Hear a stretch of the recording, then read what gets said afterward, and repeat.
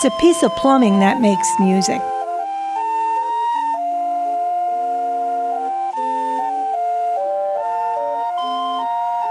The steamboat itself is fully steam powered. So we have huge boilers down on the bottom deck that are lit up, and burn and make the steam. The same steam that powers the paddle wheel and the steam whistle.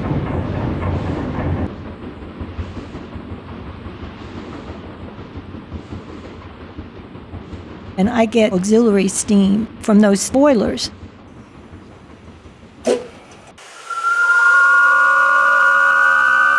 Is this controlling your pitch? I mean, what do you have control over? When I press a key, it sends an electric current that opens up the valve, which allows the steam to come up through the whistles. And they're different sizes, from small up to big. You think about steam, and you think about the importance that it played in the development of America, and about, river traffic and shipping and transporting people and things, and how critical it was for so long. And now we just have sort of these vestiges, but you guys are making it alive and keeping it alive. It's hard to do. You have to have an engineer and a fireman, and we have to boil big boilers to get the steam. We can't just turn on a switch and the boat goes. We play at 10:15 every morning. Because we board at 10:45. Then I'll play again at 1:45 before we board at 2. And then we play again at 5:30 in the evening, and the people board at 5:45.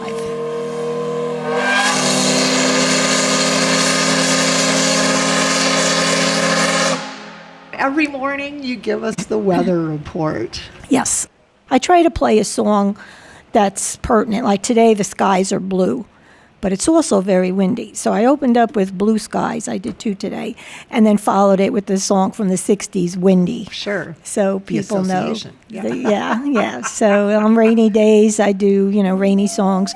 Cloudy days, If You Are My Sunshine. And I play that on cloudy days because I like to tell the people, you are my sunshine on this cloudy day. And that was actually the very first song my father taught me how to sing when I was toddler. How has the music changed over the years? You've been doing this now for several decades. 34 years. Yeah. For me, it hasn't changed at all because I do river songs and traditional stuff. I throw in some classical stuff. I did learn a few of the newer Walt Disney songs. The other day, I played a song from The Little Mermaid. But basically, it's traditional music. There's some songs I play more often than others just because, like Waiting for the Robert E. Lee is a traditional Steamboat song.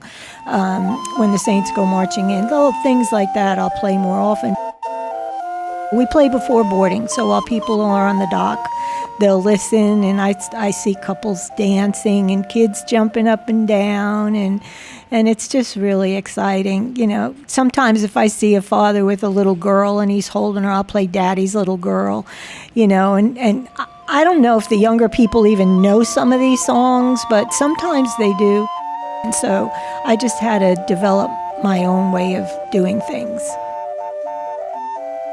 You can't play a Sousa March the same as you would play You Are My Sunshine, so I have to adapt the style to that particular song. I met a jazz musician here who was from Houston. He was with Al Hurt's band and was in the process of moving back to Houston. We got married, so I lived there for 8 years. We moved back here in 88 because he went back with Al Hurt. And that's when I called the captain one day and I said, I heard you need somebody.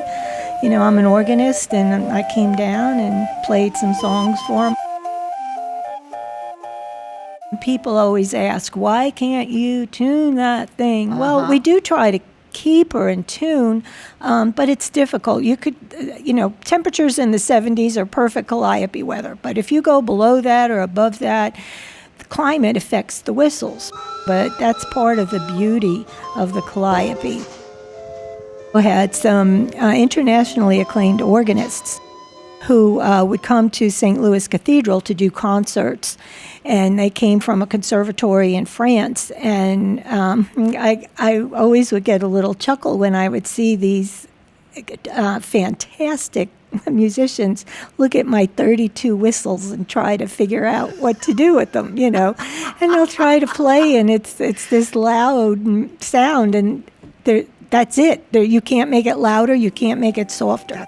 It is what it is, the Calliope. And they get a new respect for you. They have a new respect, yes, exactly.